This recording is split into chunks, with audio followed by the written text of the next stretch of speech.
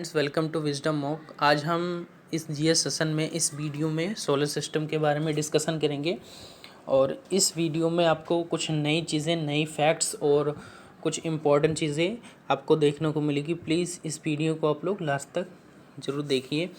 आइए discussion start करते हैं। सोलर सिस्टम, जैसे कि हम लोग बहुत पहले से पढ़ते चले आ रहे हैं सोलर सिस्टम।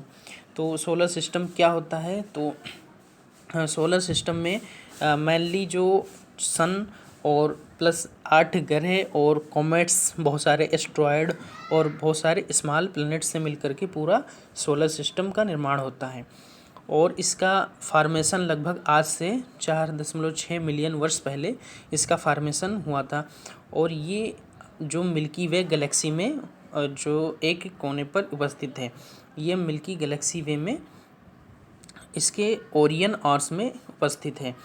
और साथ ही साथ इसमें जो 27,000 प्रकाश वर्ष की दूरी पर ये उपस्थित है। मिल्की गैलेक्सी वे से जो हमारा सोलर सिस्टम है वो लगभग 27,000 प्रकाश वर्ष की दूरी पर ये उपस्थित है। और इसको मेनली सोलर सिस्टम को दो पार्ट में डिवाइड किया जाता है।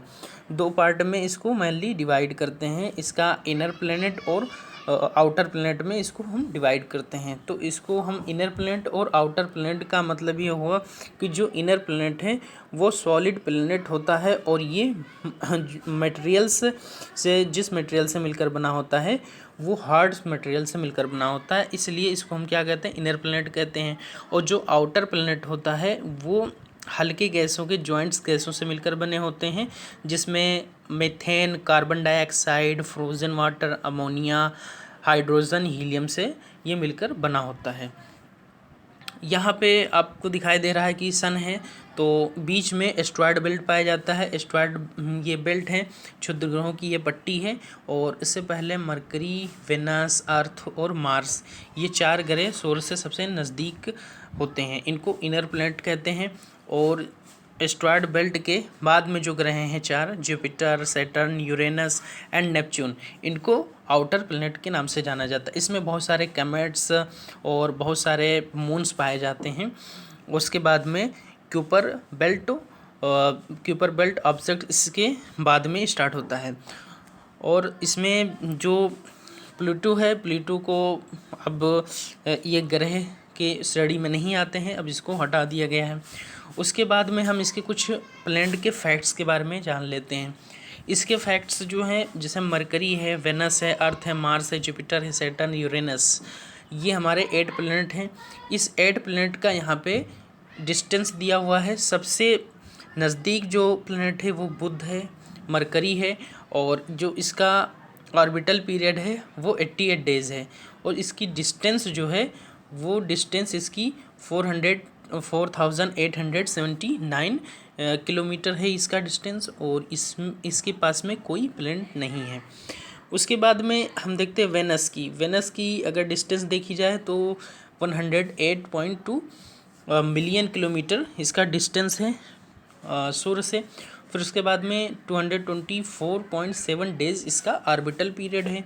और डायमीटर अगर बात की जाए तो 12,104, और इसके पास भी कोई सैटेलाइट नहीं है। उसके बाद में तीसरे नंबर पे जिस ग्रह का नंबर आता है वो अर्थ है, हमारा पृथ्वी है। और इसकी जो डिस्टेंस है सौर से वो 149.6 मिलियन किलोमीटर है। और इसका जो ऑर्बिटल पीरियड है वो 365.3 डेज़ हैं। और इसके पास में केवल एक सैटेलाइट है, मून, जो अर्थ का एक मात्र उपग्रह है, वह मून है। अब हम इसमें बात करते हैं, जिसे हमें अपनी पोजीशन पता होनी चाहिए कि हम किस पोजीशन पे अर्थ पे हैं। तो पोजीशन जैसे हमें पता है कि पहले ब्रह्मांड है, यूनिवर्स है पूरा। तो इस यूनिवर्स जो बना होता है अनेक गैलेक्सियों से मिलकर बना होता है। उस गैलेक्सी में जो मिल्की गैलेक्सी वे है उसमें हम लोग रहते हैं। मिल्की गैलेक्सी वे में जो सोलर सिस्टम है, उस सोलर सिस्टम में जो 8 प्लैनेट है उसमें एक प्लैनेट अर्थ है। उस अर्थ के एक भाग में हम लोग रहते हैं। तो ये हमारा एक पोजीशन हो गया, ये हमारा पोजीशन हो गया। इसके साथ में हम बात करते हैं जो इसके क्रम हैं। तो ग्रहों का क्रम याद रखना बहुत ज़रूरी होता है, कभी बहुत सारे एग्जाम में ये पूछता है, तो इसको याद रखना ज़रूरी होता है। तो हम देखते हैं कि पहले अगर घटते क्रम में हम देखें तो बृहस्पति, शनि, अरुण, वरुण, पृथ्वी, शुक्र और मंगल ये ग्रह हैं, ये घटते क्रम में ये ग्रह हैं। और सबसे बड़े ग्रह की बात की जाए तो वो बृहस्पति है, सबसे छोटे ग्रह की बात की जाए तो वो बुध है। उसके बाद में अगर हम डेंसिटी के अकॉर्डिंग इनको देखें तो शनि, अरुण, बृहस्पति, नेपच्यून, मंगल एवं शुक्र हैं। और अगर हम दूरी के अकॉर्डिंग इनको देखें तो दूरी के अकॉर्डिंग हम देख सकते हैं कि बुध, शुक्र, पृथ्वी, मंगल, बृहस्पति, शनि, अरुण और अरुण के बाद में वरुण, फिर सूर्य, इसका सबसे निकटतम ग्रह बुध है और सबसे दूर अगर ग्रह की बात की जाए तो ये वरुण है। अगर हमको मास के अकॉर्डिंग देखें, द्रव्यमान के अकॉर्डिंग देखें तो बुध, यहाँ पे मंगल, शुक्र, बृहस्पति, पृथ्वी, अरुण, वरुण, शनि एवं बृहस्पति है। और न्यूनतम द्रव्यमान वाला ग्रह जो है वो बुध है, अधिकतम द्रव्यमान वाला ग्रह जो है वह बृहस्पति है। और परिक्रमण काल के अकॉर्डिंग अगर देखें, सबसे ज़्यादा परिक्रमण काल होता है वो बढ़ते क्रम में। तो बढ़ते क्रम में अगर हम देखते हैं तो बृहस्पति, शनि, वरुण, अरुण और पृथ्वी, मंगल और बुध एवं शुक्र, ये परिक्रमण काल के अकॉर्डिंग इनका क्रम है। उसके बाद में अपने अक्ष पे झुकाव के आधार पर ग्रहों का क्रम कैसे है, तो झुकाव के आधार पर हम देखते हैं तो पहले नंबर आता है शुक्र, इसके बाद में पृथ्वी, फिर बुध, फिर शुक्र, बृहस्पति, बुध, पृथ्वी, मंगल, शनि, वरुण एवं अरुण का नंबर आता है। तो ये सीक्वेंस बहुत इंपॉर्टेंट होते हैं, इस सीक्वेंस को आपको याद कर लेना चाहिए, ये बहुत हेल्पफुल रहेगा आपके लिए। उसके बाद में हम देखते हैं कि जो सबका अपना अपने अक्ष पे जो घूर्णन करना है, तो घूर्णन कौन कौन से ग्रहों का कैसे घूर्णन करते हैं, तो हम देखते हैं कि शुक्र एवं अरुण के घूर्णन जो है वो पश्चिम दिशा में, दिशा पूरब से पश्चिम की ओर होता है। बाकी जब और अन्य ग्रह इसके अलावा जो होते हैं वो एंटी क्लॉकवाइज घूर्णन करते हैं। और इसमें पहले ग्रह है जो बुध है, तो ये सबसे सूर्य का सबसे नज़दीक ग्रह होता है, बुध सबसे सूर्य से सबसे नज़दीक ग्रह है और ये सबसे छोटा ग्रह भी है और इसके पास में कोई उपग्रह नहीं है। नेक्स्ट में और इसको इसकी एक मात्र प्रॉपर्टी, इम्पोर्टेंट प्रॉपर्टी होती है कि इसमें चुंबकीय क्षेत्र का होना, तो ये कम समय में अपना परिक्रमण काल पूरा करता है। नेक्स्ट है बुध के बाद में वेनस के नंबर आता है शुक्र, पृथ्वी का निकटतम सबसे चमकीला और सबसे गर्म ग्रह यह है और इसको सांझ का तारा और भोर का तारा कहते हैं। इसको इसलिए कहते हैं क्योंकि ये इसका जो शाम में ये पश्चिम दिशा में, सुबह में पूरब की दिशा में आकाश में ये दिखाई देता है, इसलिए इसको हम सांझ का तारा और भोर का तारा कहते हैं।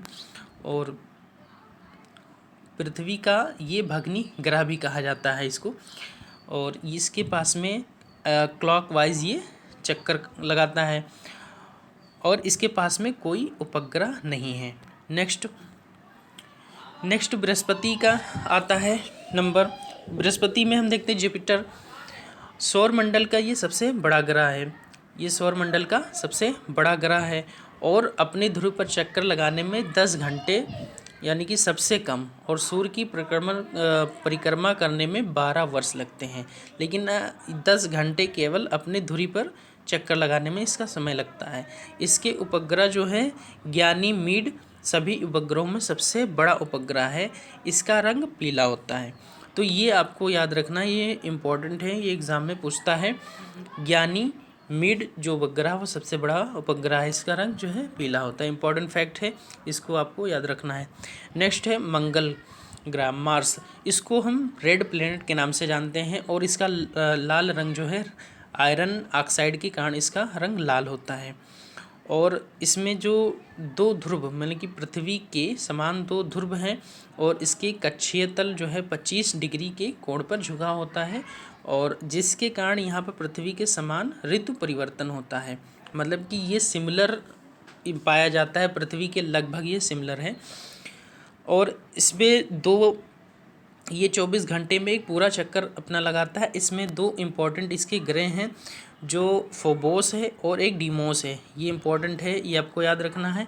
और ये पूरा 687 डेज में अपना पूरा परिक्रमण पूरा करता है। और इस पे सबसे बड़ा जो ज्वालामुखी पाया जाता है वो ओलिपस मेसी, जो सौरमंडल का सबसे ऊंचा पर्वत निक्स ओलंपिया है। सौरमंडल का सबसे बड़ा ज्वालामुखी ओलिपस मेसी और सबसे ऊंचा पर्वत निक्स ओलंपिया इसी ग्रह पर उपस्थित है, जो माउंट एवरेस्ट से लगभग 3 गुना अधिक ऊंचा है। नेक्स्ट शनि, ये दूसरा सबसे बड़ा ग्रह है। आकार में अगर देखा जाए तो ये दूसरा सबसे है। इसके बाद में यहाँ पे शनि का सबसे बड़ा उपग्रह टाइटन है। और इसकी जो खोज की थी वो डेनमार्क के खगोल शास्त्री क्रिश्चियन हाइजोन ने इसकी खोज की थी। और फोबोस नामक शनि का उपग्रह इसी कक्षा में जो है घूमने की विपरीत दिशा में परिक्रमण करता है। और इसमें अगर घनत्व के सभी ग्रहों एवं जल से भी कम है, मतलब कि इसका जो घनत्व है वो जल से भी कम है, यानी इसे जल में रखने पर तैरने लगेगा।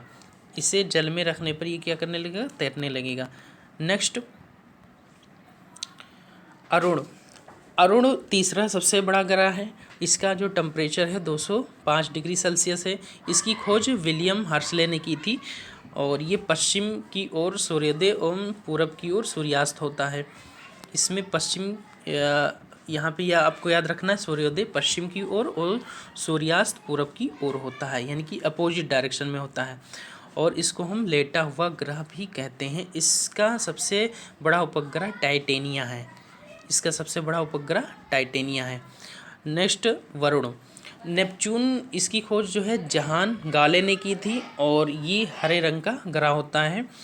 इसके उपग्रहों में टिटॉन प्रमुख है। ये नाम पूछता है टिटॉन।